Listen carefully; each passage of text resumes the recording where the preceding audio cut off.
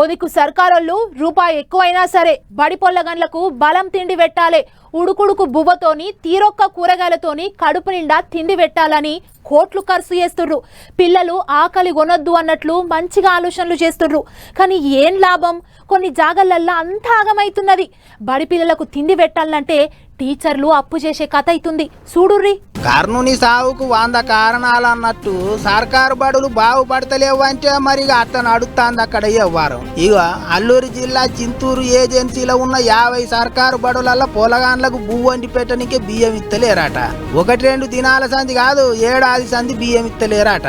అయ్యో మరి ఇక పొలగాన్లకు తిండి పెడతలేరు అయ్యింది అని పరిశాన కాకుర్రి.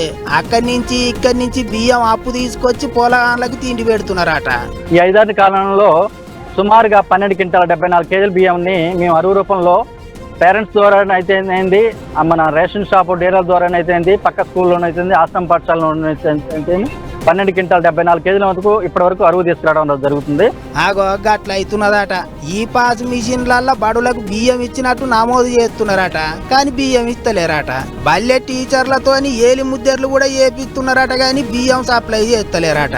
అడిగితే అలాట్మెంట్ లేదు అని ఆఫీసర్లకు చెప్పుకోని అని ముఖం మీదనే చెప్పిపోతున్నారట.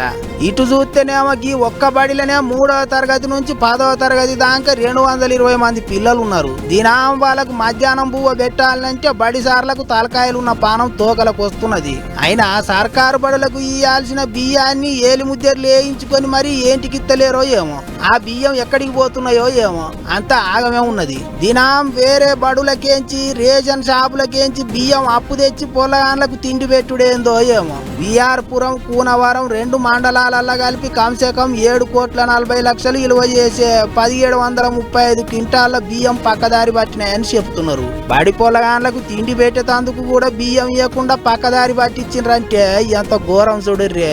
ఇప్పటికన్నా సర్కారోళ్ళు ఆఫీసర్లు ఈ ముచ్చట మీద జర నజరేయాలి అని కోరుతున్నారు ఇక్కడి పబ్లిక్.